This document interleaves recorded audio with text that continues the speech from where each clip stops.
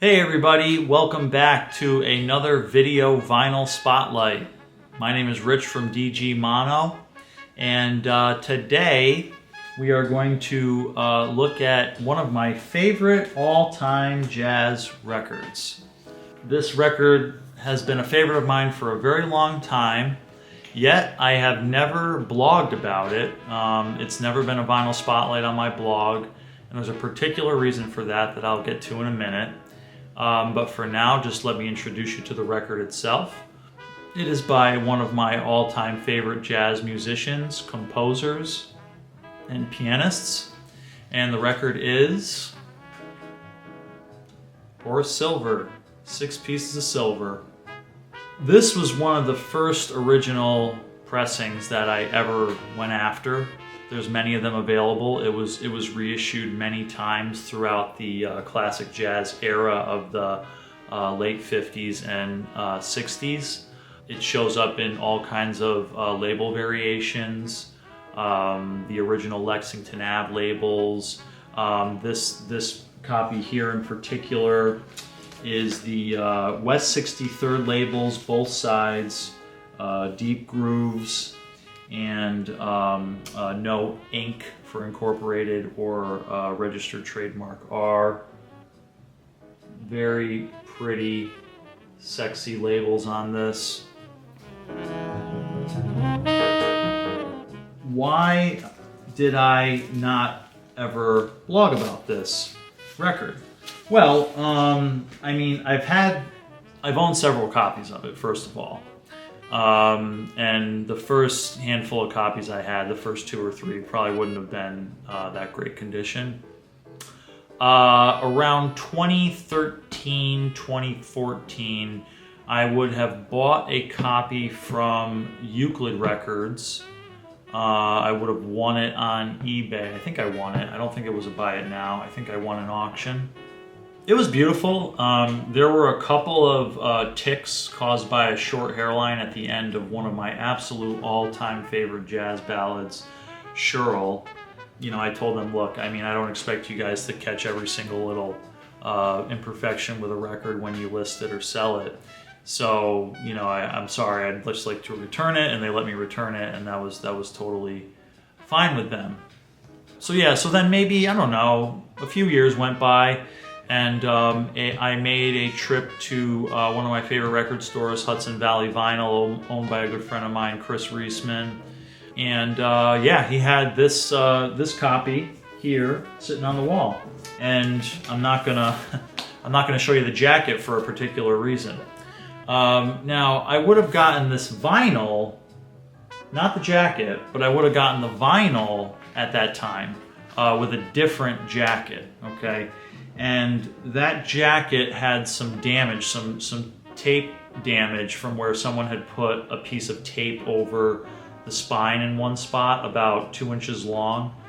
I removed the tape and I made it look a little nicer, but there still was some damage to the surface of the cover caused by the tape. So I actually remember I won a copy on eBay, and I think it was the same address on the back of the jacket. It was the West 63rd address, just like this. But I think it might have been Ink R, the actual labels. And comparing it to the first jacket I had, I could tell it was a little different. The cardboard was a little different. The printing was a little different. I was just like, I just didn't feel good about improperly pairing the jacket with the record. So I actually ended up selling that. But when I was in Japan this past August, this copy showed up, and the price was right, and you know, well, at least this jacket showed up with a different record in it, right? Beautiful jacket, absolutely beautiful. Yeah, always loved this cover. This cover always spoke to me. Just that classic 50s style, that silver sporting on the cover. But yeah, this jacket was in great shape. It's got a little split up here, but I'm not really too fussy about splits.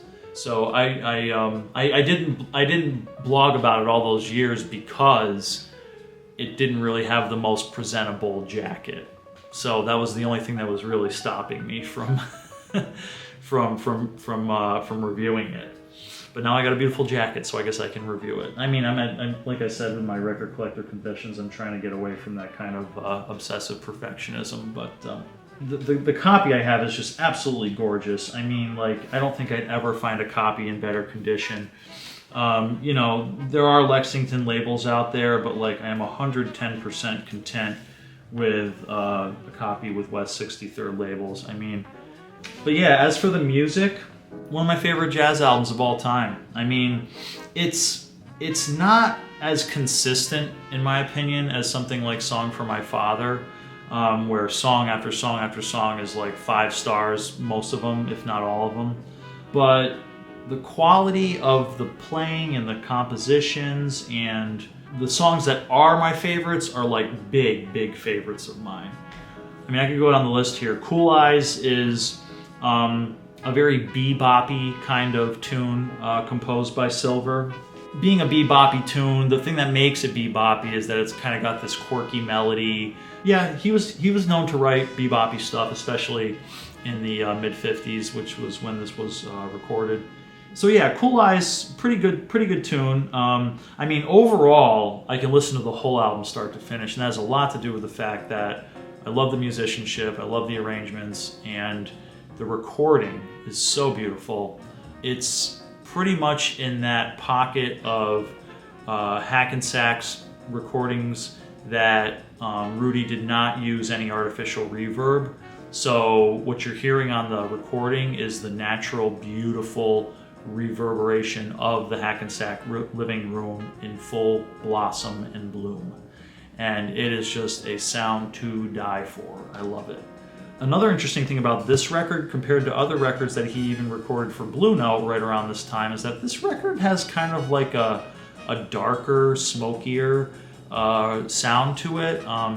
Yeah, I'm not sure why that happened on this recording, but it's definitely a mood-setting kind of like a coloration to the album. The next song is Shirl, which is definitely in my top 5 jazz ballads of all time. I mean, absolutely love this ballad.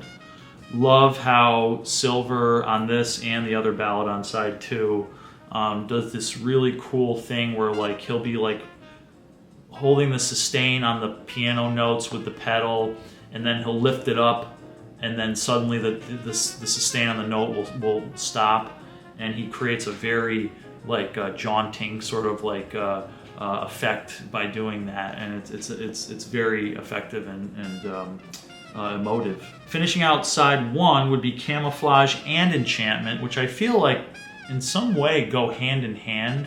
Camouflage is like this upbeat kind of happy kind of tune. Kind of goes back and forth between these two sections where the artist will solo and then it'll return to this sort of like refrain. It's a very fun tune. Perhaps even more in my favor would be the closer of the first side, Enchantment. Man, Enchantment just has this horn line, and the harmonies for these horns on this song are just so beautiful. Drummer Lewis Hayes is just playing very minimalist percussion in the background. Opening side 2, I always knew that Señor Blues was a more popular song in its day. And there was actually a 45 version with vocals. At first, I didn't always really love this song, and then it just totally grew on me and grabbed me.